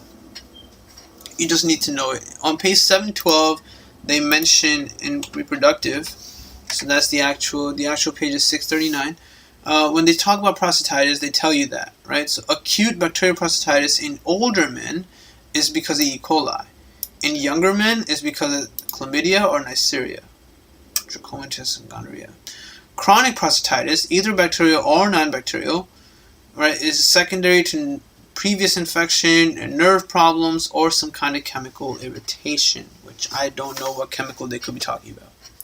Right, so that's just a memorization thing. Otherwise, if you didn't really ever read that part or didn't pay attention to it, or if you forgot that part, you could probably still pick E. coli, considering how powerful it is. But at this point, without really enough knowledge, you could end up picking anything, depending on what mind map you take, But imagine this, though. Imagine you forgot the prostatitis stuff, right? And assume that you thought maybe the enlarged prostate is just because he's 45. If you just think about the fever, chills, and dysuria, right, and you start thinking of some kind of urinary tract infection kind of thing, maybe, E. coli is still the safe answer to go with, right? For the 45-year-old man, number one cause of number one cause of UTI, E. coli. You just lock it in, you move on, that's it. This question stem really couldn't make a sense for adenovirus, but the others could be. Others could be related. So just make sure you remember what you need to remember, and if you can answer questions logically well, then you can always try a different mind map. 45, an 8-year-old boy is evaluated for ventricular systolic overload. The standard lead ECG shows severe left axis deviation of the main QRS vector, upward in lead 1 and downward in lead 2. Which of the following is the most likely explanation for this patient's condition? So 8-year-old, first of all, is really, really young, right? Really young boy. Ventricular systolic overload. You look at your answer choices, you're like, alright, coarctation of the aorta. So remember the logic aspect, which one of these is different from the other? Okay, so coarctation of the aorta is one thing. The others are actually more so related to the heart than coarctation of the aorta. Coarctation of the aorta is outside the heart. Mitral valve stenosis, first of all, very unlikely in an 8-year-old boy to have mitral valve stenosis, so you cancel out B. Pulmonary valve stenosis would mean that this patient would have issues on the right heart, the right ventricle, JVP and stuff, blood backing up, and we're not seeing that. We're seeing ventricular systolic overload. So, we can cancel that one out. Right atrial hypertrophy and right ventricular hypertrophy would also actually be related to pulmonary valve stenosis. So, you can knock those out, and it just leaves you with coarctation of the aorta, which is actually known for volume overload. You're going to have different pathways and stuff. Walk through the pathological choices logically. Coarctation of the aorta leads to increased left ventricular overload, causing left ventricular hypertrophy and a left axis deviation, as we see in the question. The others are already explained, and if we go actually visit coarctation of the aorta, page 317, then you have to remember that it's related to many really weird things. Well, not weird, but things that you might think are irrelevant or not related to each other. So these are all images and stuff related to coarctation of the aorta. Right? You can see coarctation can occur in 2 different places, depending on where it occurred. It's really relevant to the patent ductus. One thing you have to remember is the Berry aneurysm stuff. Right? UWorld had a really weird question that threw a lot of people off. It said 22-year-old Caucasian male presents to the ER complaining of severe headache and vomiting. Soon after, he slips into a coma and dies. Autopsy just shows a ruptured cerebral aneurysm with extensive bleeding. His condition is most likely associated with what? And that's all they gave you. And you had to pick coarctation of the aorta because there's no head trauma, right? He just suffered a spontaneous intracranial hemorrhage, and the most common cause of a spontaneous intracranial hemorrhage in a young adult are AV malformations and abuse of sympathomimetic drugs like cocaine. Berry aneurysms are particularly prone to rupture when associated with a coarctation because of the hypertension in the branches of the aortic arch proximal to the coarc, right? So because blood comes out of the heart right here, right? So if you look at this image, your left ventricle pumped blood into the aorta, and then you have this constriction there. Constriction is hypertension, right? So blood is not going to be able to go this way, and majority of your blood is going to go up these guys. Majority of it. So it all goes to the brain, which is why people can have rupture of Berry aneurysms, right? Increased risk of cerebral hemorrhage. The other thing is, remember that you're going to have this collateral pathways, right, along the under of your ribs, and that's more AV malformations and stuff like that can form because of that. Those intercostal arteries are going to become so big They're going to cause erosion of your ribs, and they're going to try bringing blood to your descending aorta so that your legs can get it. One of the things you notice in these people is a brachiofemoral delay, because the brachia, your arms are going to get the blood quicker, but it takes a while to get to the legs because of the collateral circulation. So with our patient in our question right now, ventricular systolic overload, nothing else is really given, and then you look at all your answer choices, only coarctation of the aorta makes sense here. Which one is not like the others? That's just A. On top of that, the others are really easy to cancel out because C, D, and E are all the same thing, and B is really rare in an 8-year-old. So that's how you want to tackle stuff like this, if it's not immediately apparent. Number 46, a 48-year-old man comes to the physician for a routine examination. He has a 6-month history of angina. His mother died at age of 56 because of coronary artery disease. Physical exam shows no abnormalities. Serum studies show a total cholesterol concentration of 450. LDL cholesterol concentration is increased, and HDL and triglyceride concentrations are within the reference range. Following angiography and angioplasty of the circumflex coronary artery, treatment with a statin is begun. Statins are most likely to decrease this patient's serum cholesterol concentration. By what mechanism? So this is just a question about the mechanism of statin, and the entire question scenario was unnecessary. But it did waste a lot of your time, and that's the goal here. So how do statins work? And you have to remember that it works by inhibiting HMG-CoA reductase. And what does that do? Right. So now you look at your answer choices: decreased synthesis of VLDL, downregulation of LDL receptors, downregulation of LCAT, which you have to remember what that is too. Increased synthesis of VLDL. Well, you can definitely knock out answer choice D, right? Increasing VLDL is definitely not what statins do. That would be counterproductive. Upregulation of LDL receptors, or upregulation of LCAT. Okay, so LCAT is a loading guy, right? And that's irrelevant. If you can remember that LCAT, its job is to mature things and load cholesterol into things, you can know what it does. If we go to biochemistry, let me see, should be able to find it. So LCAT is this guy right here. So what it does is it loads immature HDL with more cholesterol. That's it. And then there's another enzyme called CETP. Boards and Beyond actually questioned you about these guys because it's a viable thing to question you on. It's in the book. You should know what they do.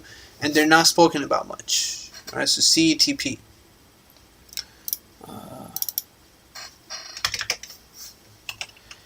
And for our question, that's pretty irrelevant. That's not how statins work with.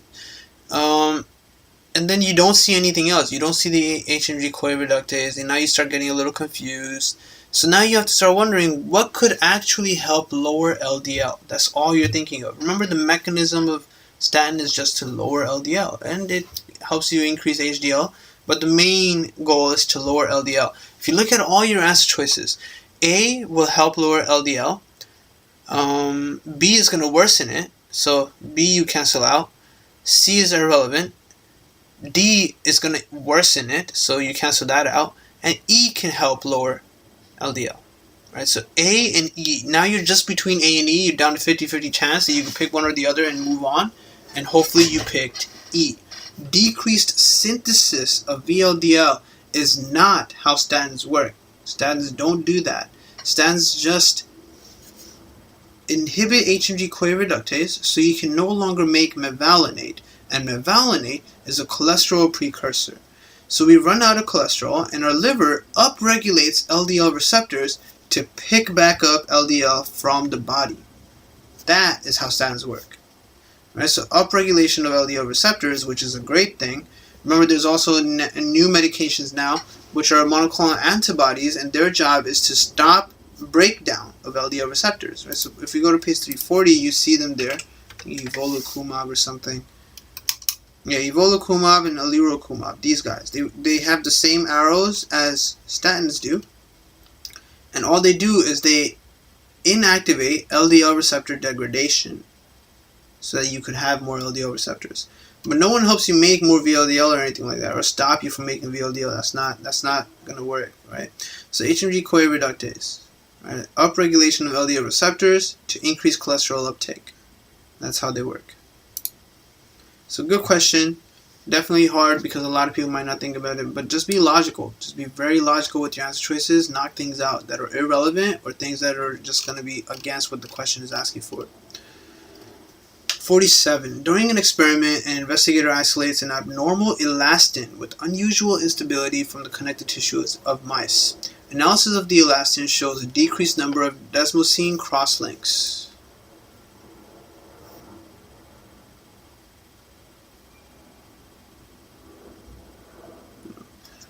Desmosine crosslinks. Upon amino acid analysis, the concentration of which of the following amino acids in the abnormal protein would be most likely different when compared with normal elastin. Okay, so you look at all your answer choices: arginine, glycine, histidine, lysine, and proline. And we're talking about elastin. So, they said there's a decreased number of cross-linking, desmosine crosslinks, and you have to remember what helps you do the cross-linking of elastin. And this can definitely be something that's hard. When you start looking at it, glycine was pretty significant at one point. Lysine and proline were significant. You can definitely cancel out A and C. Arginine and histidine don't have anything to do with collagen or elastin. Right? They're irrelevant. So now you just have to work with what you know. And the answer here was lysine. Lysine is used in elastin and collagen for cross-linking. It is cross-linked by lysyl oxidase, right? So lysyl oxidase should remind you of lysine, and it all needs copper. Lysyl oxidase also needs copper to work. So that was basically all the question was about. It's a pretty weird way to ask about it, I guess, but it's a legitimate question. You can't argue about the legitimacy of the question, but definitely a weird way to ask about it. So if you look at it right here, remember that glycine content reflects collagen synthesis because 1/3 of it is glycine. And then you had your proline and lysine, right? Proline was not one of your answer choices. Lysine was the only other answer choice. Glycine is not relevant for shit besides the fact that 1/3 of it is glycine. That's all it is. There's just a lot of glycine in there. But glycine doesn't confirm to you what something is. If you get a strand and 1/3 of it is glycine, does not confirm that it's collagen. It could be just elastin. It could be anything else too. What confirms something being collagen is the fact that you might have a hydroxyproline or a hydroxyglycosylated lysine. On top of that, cross-linking is reinforcement of many staggered tropocollagen molecules by covalent lysine-hydroxylysine cross-linkage by copper-containing lysyl oxidase. And that's what the question was about. That's what they were talking to you about. They said there's issues with the cross-links, so cross-linking is with lysine. It all starts with an L, linking lysine, so you should be able to remember that. Alright. This one was a pretty interesting question. The 35-year-old woman with newly diagnosed hypertension comes to the physician for a follow-up exam.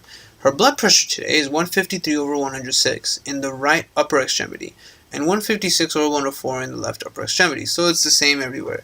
A bruit is heard just lateral to the umbilicus on the right side of the abdomen. And remember that an abdominal bruit, is basically an atherosclerosis in an abdominal aorta. Lab studies show all of this shit. Which of the following additional diagnostic test is most appropriate to establish the cause of this patient's hypertension?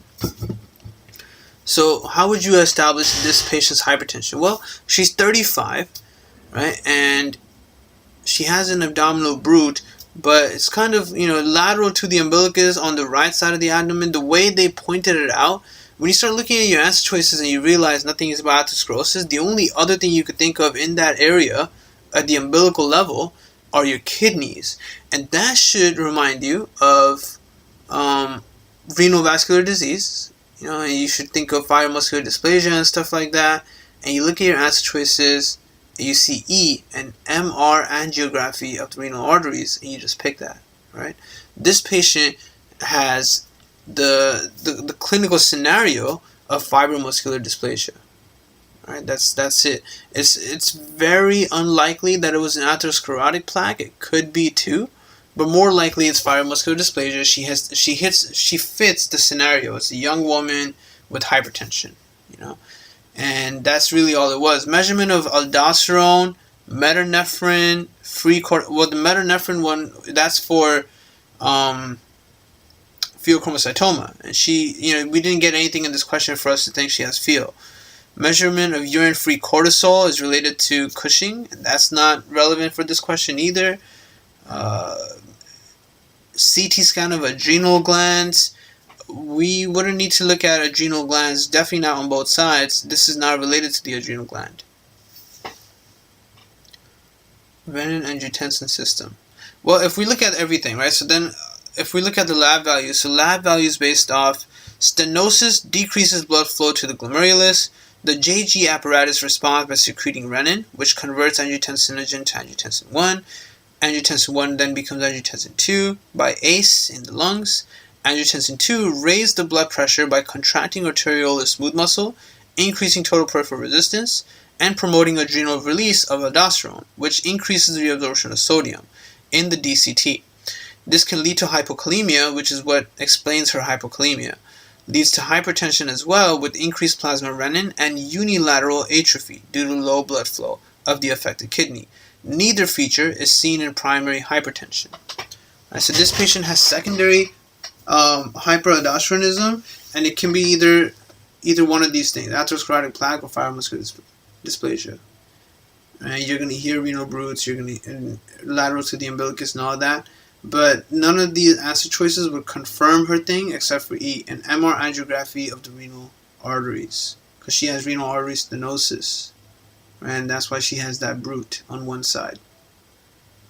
And it could be the fibromuscular dysplasia, it could be the atherosclerotic plaque.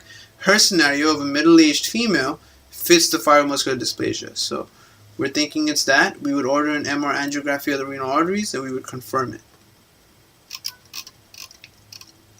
49. Oh, okay, yeah, this question had a pedigree to it, but I don't know why it's not in the screenshot.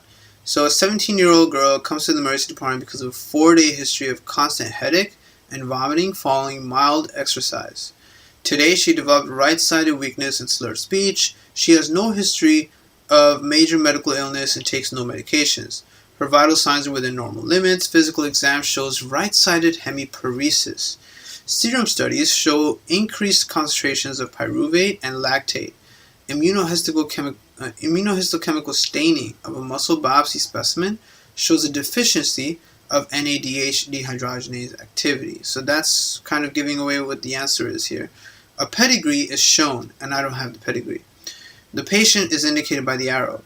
Which of the following is the most likely mode of inheritance of the disorder in this patient? Okay, so we can't see the pedigree, and that really hurts. But at the same time, actually, yeah, we can't see the. The answer here is D. It is multifactorial and not C, mitochondrial.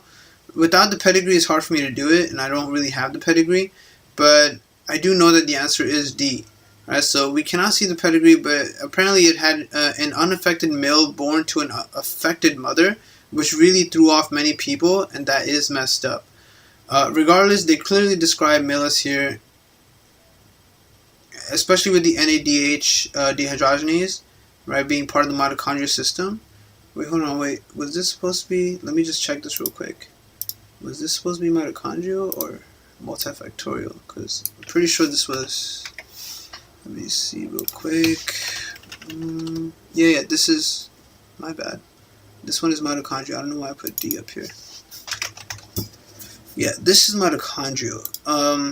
Because there is, in case you guys don't know, there is a website, right? So there's this NBMEanswers.com. It's a Reddit forum, if you haven't seen it before.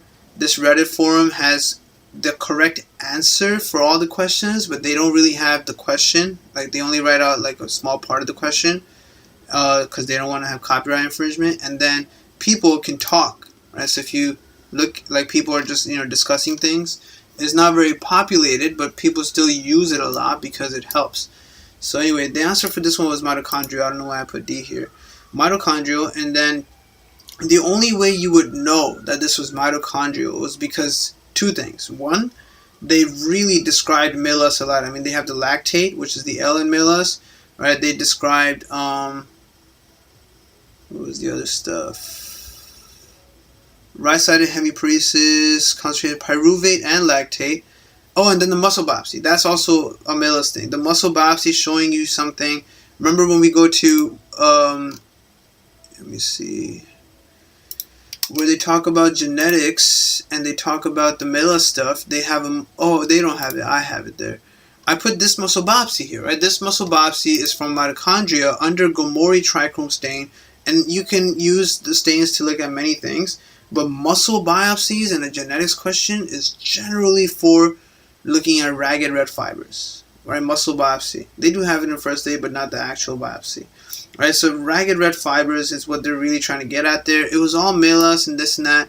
And then when they mentioned this thing, the NADH dehydrogenase activity, that's also something that should ring a bell. It's from the electron transport system. It's complex 1.